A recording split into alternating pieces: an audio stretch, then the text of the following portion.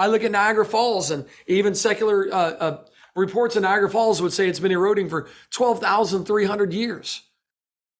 Well, why hasn't Niagara Falls eroded further than that? Why is it at 12,300 years?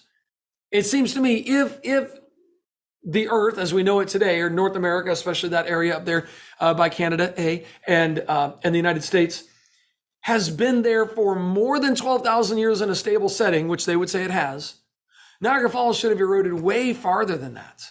Niagara Falls is evidence, I would say, of a young Earth. It's eroding at about 1 foot per year, depending on water flows. Some people say up to 10 feet, depending on how hard that layer is that it's cutting through right there. But that's a whole nother problem, erosion rates today. They've measured how long it would take to erode all the continents. Like to get North America to erode down to nothing, where North America is now at sea level. They say that would take about 10 million years.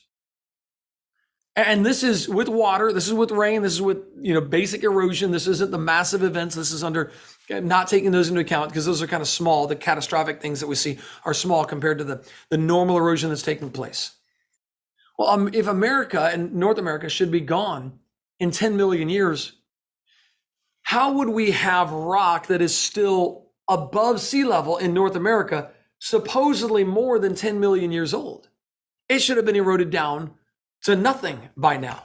How can we have fossils inside those rocks that are supposedly way more than 10 million years old, still above sea level? How can we find dinosaur bones? I mean, when I was in Montana, I got to go look at dinosaur bones right there in the dirt. These dinosaur bones have some of them are fossilized, some of them are not fossilized. Some of them are partly fossilized, some of them are partly not fossilized, like in the same bone. If erosion would have taken these things off the continents in 10 million years, how do we still have fossil dinosaur bones, supposedly 65 million years old, still above sea level? It just doesn't make sense. We find radioactive carbon-14. Carbon-14 is found inside of diamonds. Now, the carbon-14 that we see cannot last for more than 100,000 years. Like, that's maximum. You don't get carbon-14 to last more than 100,000 years. So why would we still see carbon-14 in diamonds? I mean, these are the hardest substance known to man. So you can't push carbon-14 into the diamonds and we threw some in, we soaked it in a bath of carbon-14, and that's why they're made out of carbon. Some of it's radioactive carbon. If we find any radioactive carbon in diamonds, that means they're less than 100,000 years old. And we find significant amount of carbon-14 in diamonds. They can't be more than 100,000 years old. And according to the secular, I keep calling it secular, according to an old Earth interpretation, diamonds probably formed somewhere around 200 to 300 million years ago. So we've got a big problem. We got rock arches in North America, and these are actually around the world. If you look at the rock arches, though, they're eroding away. They're constantly crumbling down. 43 rock arches have fallen since 1970. There's about 2,000 of these. Well, how come we still have these arches around? If this system, if this erosional event that took these out occurred hundreds of thousands or millions of years ago to create this erosion, we shouldn't see these arches, these fragile arches that we still have today.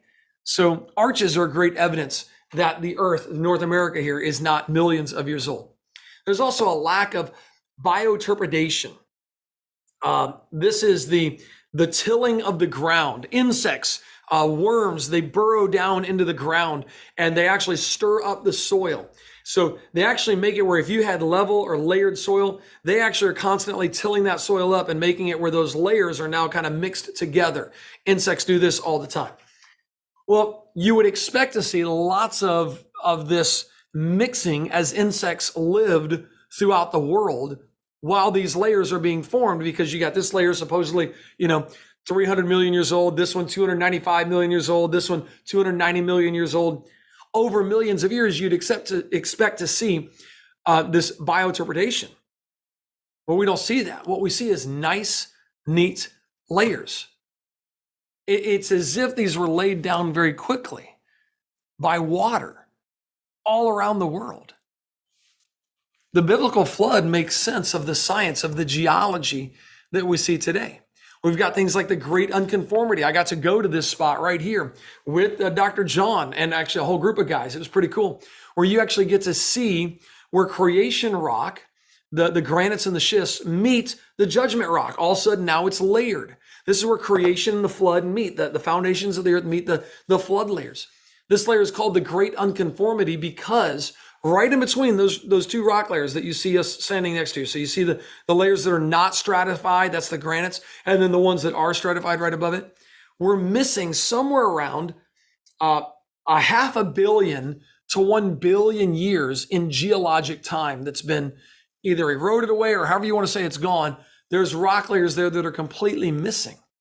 This makes sense with a global flood. It doesn't make sense. And this layer, by the way, is found around the world. I was just in the Wisconsin Dells. I did a movie on that. You can watch that, Operation Wisconsin Dells. It doesn't make sense in an old Earth worldview. It does make sense in a flood model, in a catastrophic model.